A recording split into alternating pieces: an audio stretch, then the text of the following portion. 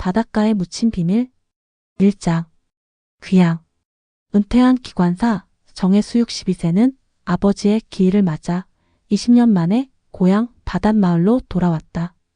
아내 미정과 함께 찾은 고향집은 바람에 흔들리고 있었고 마당에는 아버지가 키우던 개 흑점이가 꼬리를 흔들며 반겼다.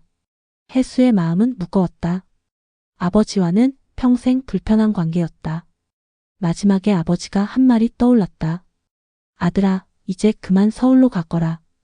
여기 바닷가엔 내가 살 길이 없다. 그 말을 거부당한다고 받아들인 혜수는 20년 동안 고향을 등졌다. 그리고 1년 전 아버지가 갑작스럽게 세상을 떠났다는 소식을 듣고서야 뒤늦은 후회에 잠겼다. 집 안 곳곳에는 아버지의 흔적이 남아 있었다. 낡은 소파 위에 신문, 부엌에 소박한 그릇들. 혜수는 아버지의 방에 앉아 유품들을 하나씩 꺼내보며 서먹했던 관계를 되돌아보았다. 창밖으로 파도 소리가 들려왔다.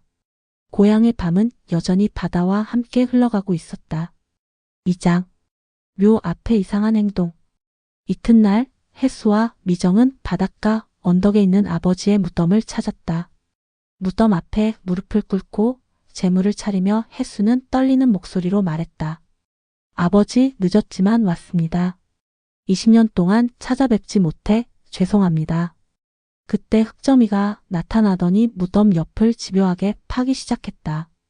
평소 온순한 성격과는 달리 마치 무언가에 홀린 듯 끈질기게 같은 자리를 파헤쳤다. 흑점아, 왜 그러니? 혜수가 말렸지만 걔는 멈추지 않았다. 짖지도 않고 묵묵히, 하지만 필사적으로 흙을 파내고 있었다. 제사를 마치고 집으로 돌아가는 길에도 흑점이는 뒤돌아보며 무덤 쪽을 향해 낑낑거렸다. 혜수는 걔 행동이 계속 신경 쓰였다. 3장. 드러난 금속 상자. 다음 날 새벽 혜수는 혼자 삽을 들고 무덤으로 향했다. 흑점이가 이미 와서 기다리고 있었다. 흑점아, 정말 여기에 뭔가 있는 거니? 혜수는 걔가 파던 자리를 조심스럽게 파기 시작했다. 30cm 정도 파내려갔을 때 삽 끝에 딱딱한 무언가가 걸렸다. 손으로 흙을 걷어내자 녹슨 금속 상자가 드러났다. 상자는 신발 상자 크기였고 부식된 자물쇠가 달려 있었다. 힘을 주어 당기니 자물쇠가 쉽게 부러졌다. 뚜껑을 열자 오래된 냄새가 풍겨 나왔다. 상자 안에는 낡은 낚싯줄, 작은 아이 옷 조각들, 그리고 비닐봉지에 쌓인 사진 한 장이 들어 있었다. 사진에는 7-8세 정도의 남자아이가 환하게 웃고 있었다. 배경은 바닷가였고 아이는 작은 물고기를 들고 있었다. 완전히 낯선 얼굴이었다. 이 아이는 누구지? 혜수는 혼란스러웠다. 상자에는 조개 껍데기, 유리구슬, 장난감 배도 들어 있었다. 모두 바다와 관련된 물건들이었다. 4장. 지워진 기억. 집으로 돌아온 혜수는 미정에게 모든 것을 이야기했다. 두 사람은 함께 상자를 살펴보며 그 의미를 추측해 보았다. 이 아이 옷을 보면 30-40년은 된 것 같아요. 당신이 어렸을 때 이런 아이를 본 기억이 없어요? 혜수는 고개를 저었다. 아버지의 유품을 다시 뒤져봤지만 특별한 아이에 대한 언급은 어디에도 없었다. 혜수는 마을의 몇몇 어른들을 찾아가 사진을 보여줬다. 마을 이장 김봉수를 비롯해 모두 기억나지 않는다고 했지만 왜인지 어색한 기색을 보였다. 혜수는 확신했다. 이 마을 사람들은 분명히 무언가를 알고 있었다. 하지만 왜 아무도 말하려 하지 않는 걸까? 5장. 진실의 열쇠.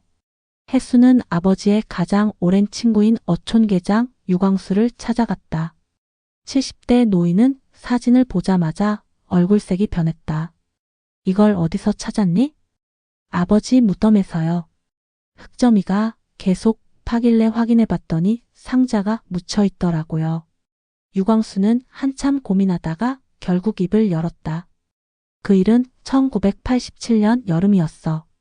아주 큰 태풍이 지나간 다음 날 아침 내 아버지와 내가 해안을 살피러 나갔는데 바위 틈에 아이가 하나 끼어 있더구나. 겨우 7-8살 정도 되어 보이는 남자아이였어. 살아 있었나요? 간신히 숨은 쉬고 있었지. 하지만 상태가 아주 안 좋았어. 우리가 그 아이를 집으로 데려와서 간병을 했어. 내 아버지가 특히 그 아이를 애지중지했지. 유광수는 계속 설명했다. 아이는 기억상실증이 있었고 혜수의 아버지가 바다라는 이름을 지어줬다고 했다. 그런데 바다가 오래 살지 못했어. 겨울이 되기 전에 폐렴으로 세상을 떠났지. 내 아버지가 그때 얼마나 괴로워했는지 마치 자기 아들을 잃은 것처럼. 혜수는 충격을 받았다. 아버지가 왜 그렇게 말이 없었는지, 왜 항상 무거운 표정을 지었는지 이제야 이해할 수 있었다. 6장 편지 속 고백. 집으로 돌아온 혜수는 아버지의 유품을 다시 정리하기 시작했다. 오래된 책장 뒤편에서 자신의 이름이 적힌 봉투를 발견했다. 편지에는 아버지의 떨리는 글씨로 이렇게 적혀 있었다. 아들 혜수에게 30여 년 전 여름 큰 태풍이 지나간 후 아버지는 바닷가에서 한 아이를 발견했다.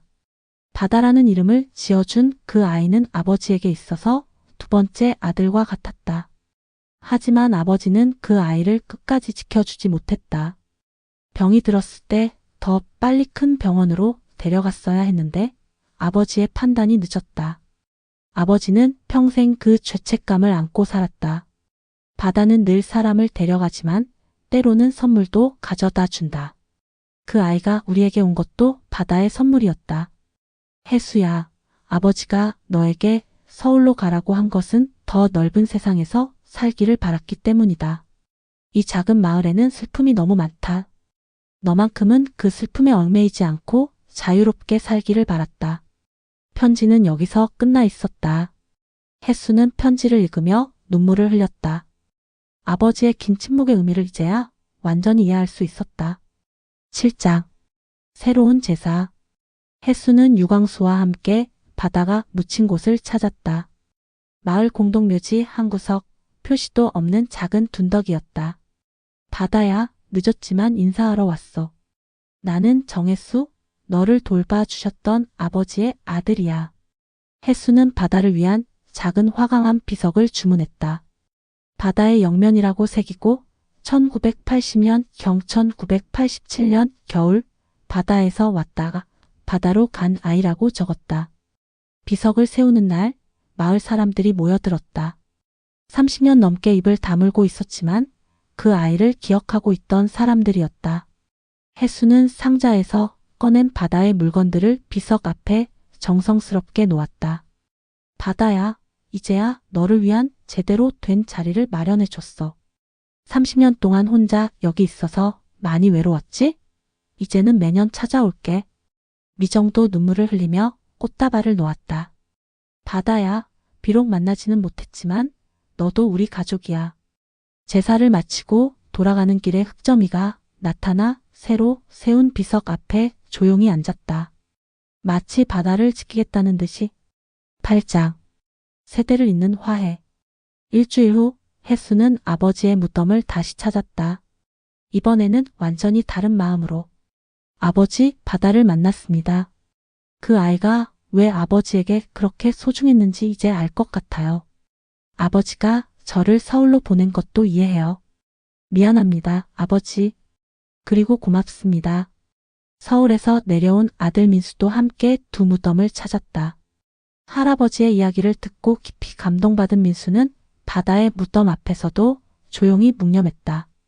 할아버지, 저는 손자 민수입니다. 그리고 바다야, 너도 우리 가족이야. 앞으로 우리가 계속 기억할게. 그 순간 바닷바람이 불어왔다. 세대를 이은 남자들의 머리를 스치며 지나가는 바람 속에는 두 영혼의 축복이 담겨 있는 것 같았다. 혜수는 고향에 한 달 더 머물기로 결정했다. 아버지의 집을 정리하고 바다의 무덤을 가꾸고 이 모든 이야기를 기록으로 남기기 위해서였다. 마지막 날 밤 혜수는 바닷가에 혼자 앉아 파도 소리를 들었다. 어린 시절 아버지와 함께 앉아있던 그 자리에서. 하지만 외롭지 않았다. 아버지도 바다도, 그리고 이 모든 기억들이 그의 마음속에 살아 있었다. 세대를 이어 전해지는 사랑과 아픔, 그리고 화해의 이야기가. 바다는 여전히 밀려와 다시 나갔다. 영원히 반복되는 그 리듬 속에서 해수는 마침내 평화를 찾았다. 아버지와의 화해, 자식과의 화해, 그리고 인생과의 화해를. 그의 곁에는 흑점이가 조용히 앉아 함께 바다를 바라보고 있었다. 마치 모든 이야기의 증인인 것처럼, 그리고 앞으로도 계속 이 비밀을 지켜갈 것처럼.